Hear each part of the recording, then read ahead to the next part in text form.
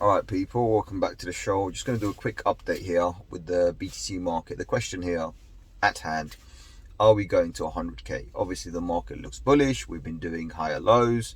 Market seems to be doing its thing. I want to ground everybody a little bit. Of course, yes, we're looking good. Everything looks super okay. Looks like we want to start pushing up towards the upside. But what you have to understand is our moving averages. We're still below our moving averages, right? And I want to just flip the camera just to come right. So what you're seeing here is the moving average, and this is on a weekly, right? So we've got our moving averages, and this is where the problem starts, right? So you have to completely observe, and you can see we're below this moving average, and currently this is just above the $46,000. And I'll just show you if I activate this, so you can see the lines are drawn, and you can't see the prices, but I can tell you that is a 29 line, that is a 36 line, that is a 46,111 line. In fact, I've shared the chart on the previous video, so you should be able to see it from there. But what you can see here is, look where we are right now. This is that 40k, 41k, and you can see that line here, this white area here, this white line here, is pretty much where we need to go and beat, right? But more than that, you have this one more area just around this level here we need to go above. So that's what we're looking at. We can see that it's coming. This is on a weekly. Obviously, if you look at daily, it's kind of misleading. This is one of the reasons why I don't really want to look at the daily. However, just for context, right, we just talk about context a little bit here. You can see how we did a perfect bounce on the trend line itself, and how we're being bullish, and we've kind of invalidated this whole area here. But it doesn't make much of a difference because we still have to get above this particular level. This is why I would prefer to look at the chart on a weekly. When it does this, yeah, there you go, on a weekly, and you can see it makes a lot more sense. And in fact, if you do look at the chart on a weekly and you start observing where the bounce was, we did expect it to come to around the $36,000 level. I don't know why this is doing this. I think you can just about see this. Yeah, there you go, 36,628. And you can see basically what we had was, we were supposed to come and test this particular area. We did that. So far, so good, guys. I'm not complaining here at all. It's pretty much played on the trend line, as you can see how it struggled to get back above, how the body's formed, and literally everything, right? So there's a lot of information here. One might actually observe and see, like, okay, this will make total sense to you. This is one of the reasons why I shared this chart. It's my personal chart. All of the indicators and all of the drawings you've seen are my own personal drawings that I go by. And I mentioned this on the last video as well, how a chart like this gives me confidence. It's not about, oh, let's put this indicator, let's look at this, let's look at this. Because you can hype it on the hourly, on the 4 hourly, on the 5 minutes, as some influencers do. I'm not here trying to be an influencer at all. I'm just trying to state the facts here, right? This is what I see. This is the trend, the secured trend. And so far we've been trending up. But does that change the story? Does that change the narrative? Are we just going to all of a sudden shoot over to 65k? Well, I'll tell you this, that's possible, but is it a good thing, right? As a logical trader, or somebody who buys spots and holds, a long-term investor, I can tell you one thing: if this thing shoots up to 65k right now, it could collapse faster than you can imagine. We don't want that. What we want to do as logical, calm, patient traders is, and if we are fans of BTC and the whole crypto sphere, the crypto market, we want the market to gradually move up slowly. Take its time.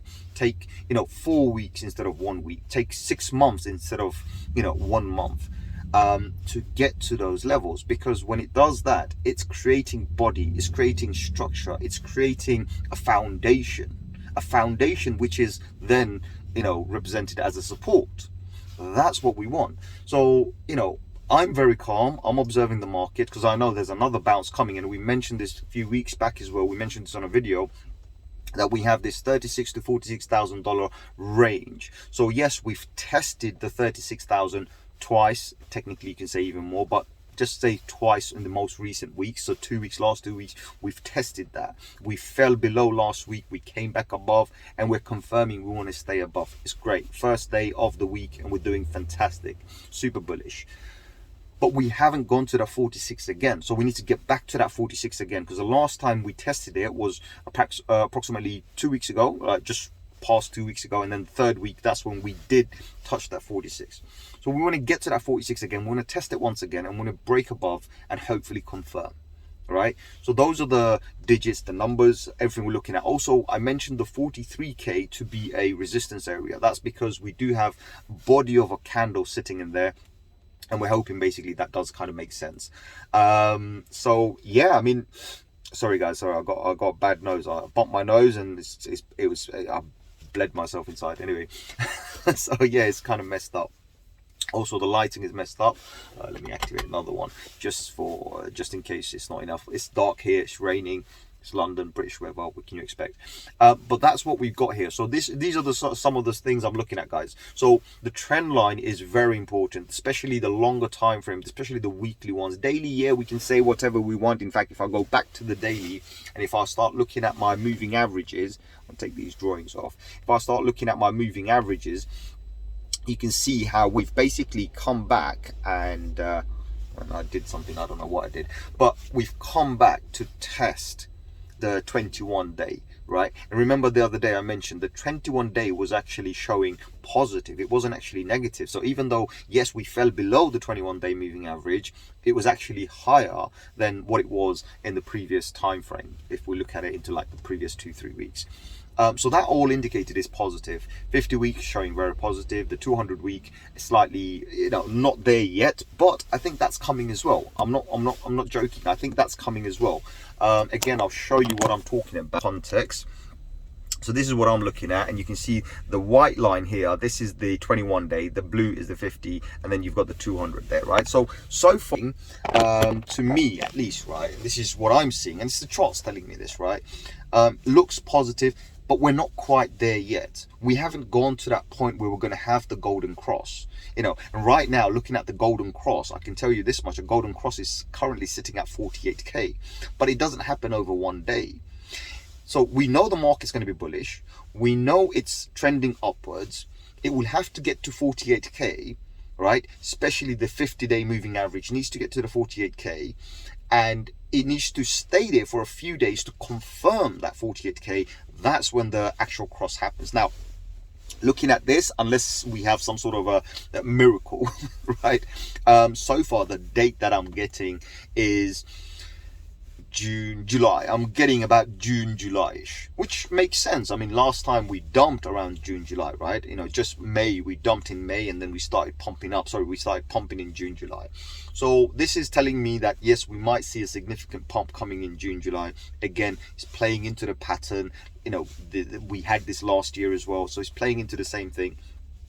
But does this mean like we're going to go to 100k, 200k, 500k? You'll see a lot of hype around it. A lot of noise, in my opinion. Talking of noise, I'm actually studying communication methods currently, and I found it quite fascinating. In fact, this actually falls into one of those communication methods, which is pretty amazing, where I've actually communicated to you on a video in a one way. So I'm hoping the message is clear to you guys. If you don't understand it, please do leave a message, leave a comment below, like, share, subscribe if you can. That would really help the channel as well, and of course encourage me to make more. But that's what we got. So I am looking at the market. I'm looking at the golden cross forming somewhere around June, July. I can't give you a specific date. This is not the perfect place to actually look at a specific date. I'm in the car right now. So yeah, but we're fortunate we've got the screen here, and we're able to see things live. But as I said, so far everything looking good. Right now we're testing that 21-day moving average. 21-day moving average, we're testing that, and also we've just peaked above the 50-day moving average. So far everything is on track, exactly as we wanted it, exactly as we expected it. All right, so I've been telling you guys how I've been expecting the market to do certain things. I've been constantly keeping you guys updated on these things, especially when we were bearish. I kept on mentioning, guys, bearish, bearish, bearish, bearish. Well, as soon as we flip bullish again, I mentioned to you guys, now's the time to be bullish. Of course, a lot of people have been very impatient. A lot of people have been feeling very uneasy, in fact, whenever we see these massive pumps and dumps as well. I mean, these dumps are not small. Sometimes you see, $100 billion dump, or sometimes you're seeing 200. In fact, we have seen that kind of crazy dumps as well.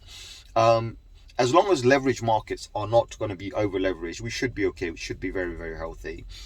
Because remember, the house always wins. Don't play into the hounds. But I've mentioned this many, many times, and this is not a financial advice. Anybody who's feeling uneasy and is a spot market trader, it's a wise decision to basically just get your positions, buy it right now, and that's it. Because now that we're playing into that pattern. In fact, I mentioned 2 days ago, I believe, the last video, I mentioned we possibly could come to close to the 35. However, I would always give it like 500, maybe 1,000 more, 36, and we did have those numbers close enough, right? I can't get it to the penny. Listen, I don't have a crystal ball. That's a fact, right? But I can only go by the trend. And now I can tell you that each time we go up, as long as we're still trending up, we will have a significantly higher number. So the 30k is invalidated now. The 33k is invalidated now. The 35k, 36k is invalidated now. However, we've got to observe and see. Maybe we might come back to the 36. Maybe we might have a 37 or 38k for the next bounce that we will have. So whatever goes up must come down, right? So remember the pattern we look at. It's always like, you're doing like an M pattern or a W pattern, whatever you want to call it. That's what's going to happen. Wherever we go and peak up to, we're always going to bounce from that and hopefully find support where we started from, right? And I've done many charts like this before as well. I've got older charts you can go and see. But yeah, that's basically what's going on. Observe the crypto market, especially the BTC, because remember, I don't care what people say to you, right? I don't care who says, oh, this is going to do 100x or 1000x or 1,000,000x. Who gives a damn? This is the truth. The fact is, when BTC moves, the entire market moves. The day I will change my view on that is the day when BTC is left behind doing nothing and other coins are moving. That day hasn't arrived yet. We have noticed over and over again, and especially for myself, like I've been in it a few years, and I've noticed the same pattern over and over again. BTC is positive, everything catches up and does even better, by the way. BTC is negative, everything crashes down.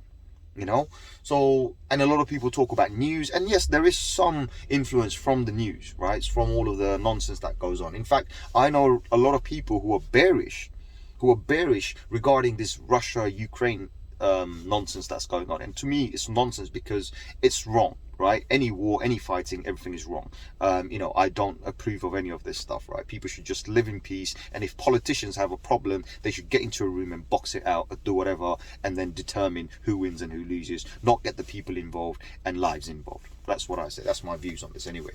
I don't want to go too deep into this because it is sensitive to me. But I've mentioned my logic behind it. I said, look, if this particular war does go in place, and if these sanctions and all sorts of other embargoes and whatnot goes in place, then I don't see this market to be negative. In fact, I see the markets, stock markets, or say gold, crypto, Bitcoin or whatever, to actually start pumping. Because people will always look for an alternative. When you're going to put them in a corner, they're going to look for an alternative, right?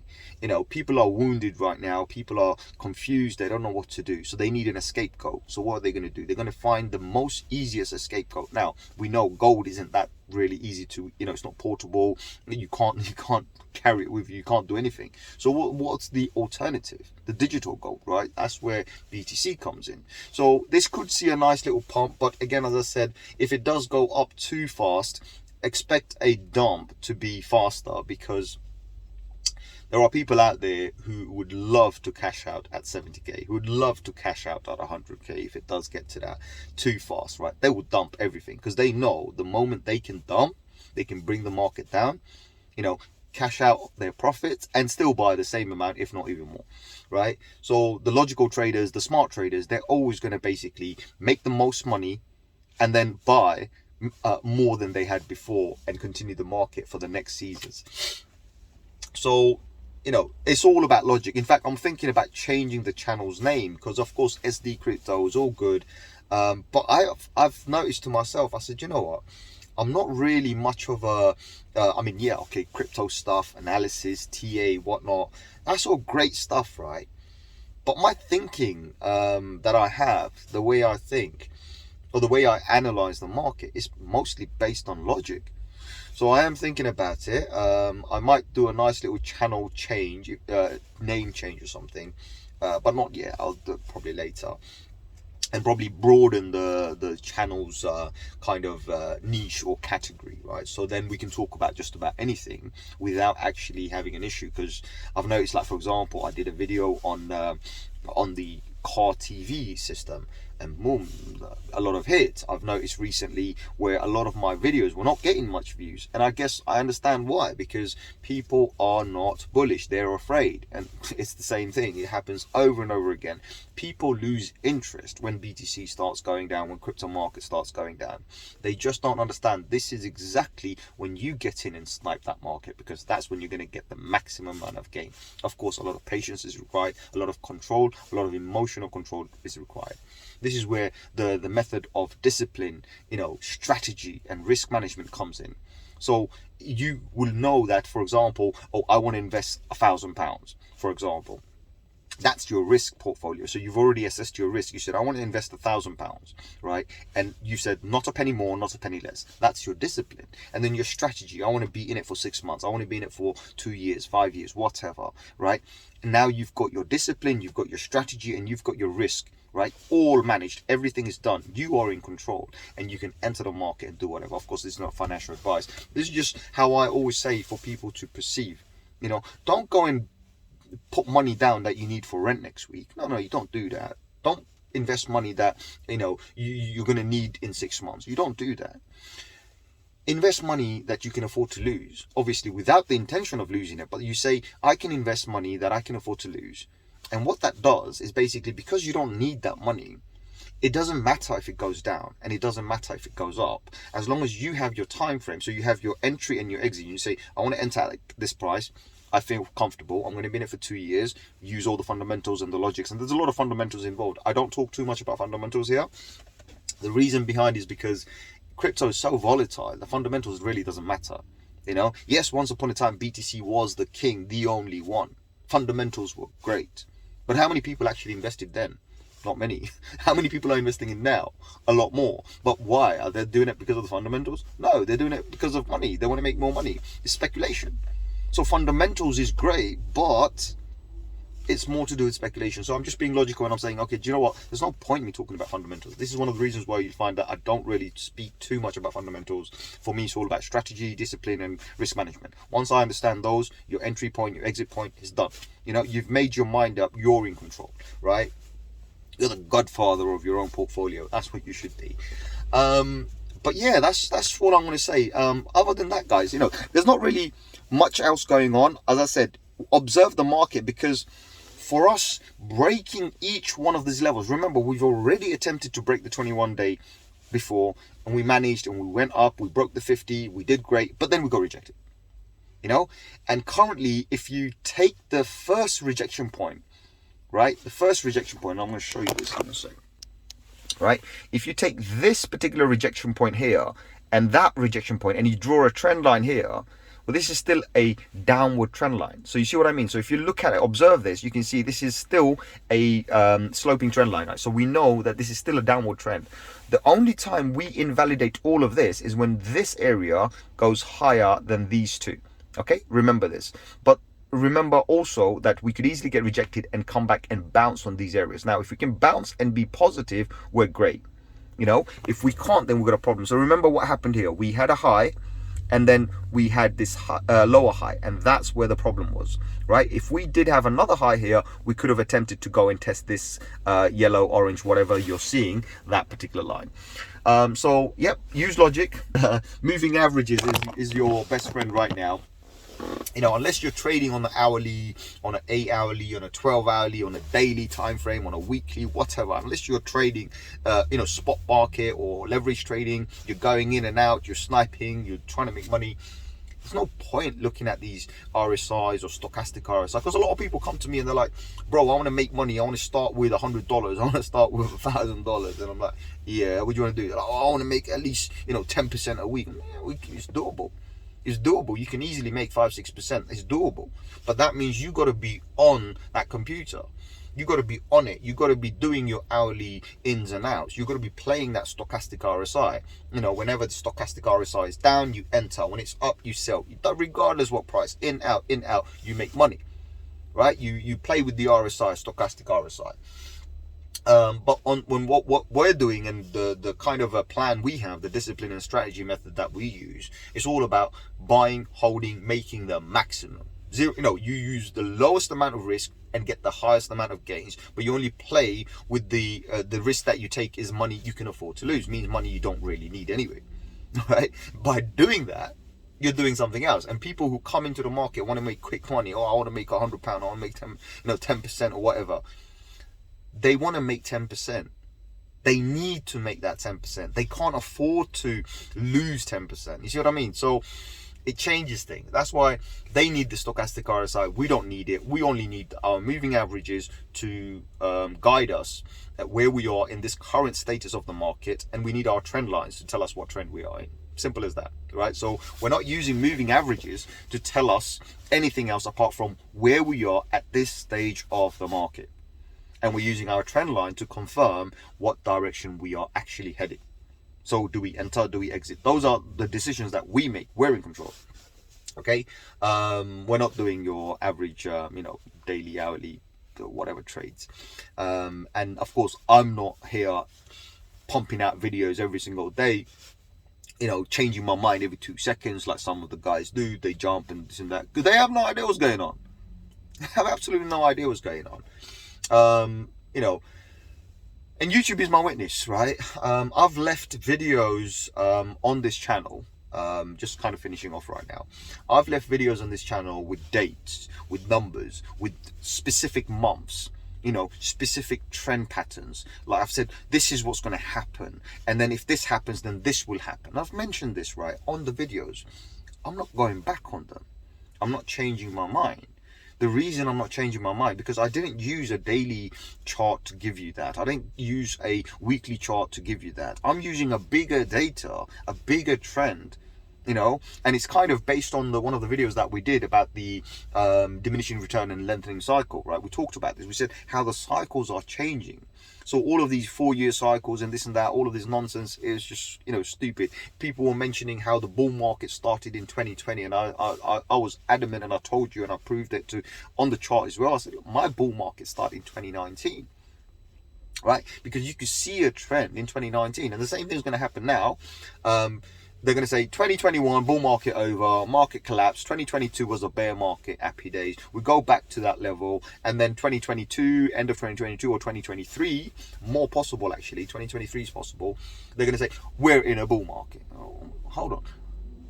If we're trending up, aren't we already in one? And one of the most important thing is we never invalidated the first bull market. And of course, if you start looking at the 10-year chart on a logarithmic chart, we've never trended down. We're still trending up. So are we in this continuous bull market for the last 10, 11 years? Well, my opinion is yes, we are.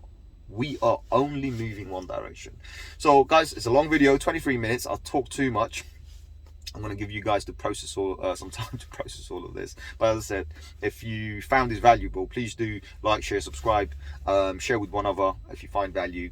And as I said, I've got plenty of videos. They might sound like nonsense to you, but if you go back, you'll see dates, time, months, specific dates, specific prices. I don't change those. My chart hasn't changed God knows how long.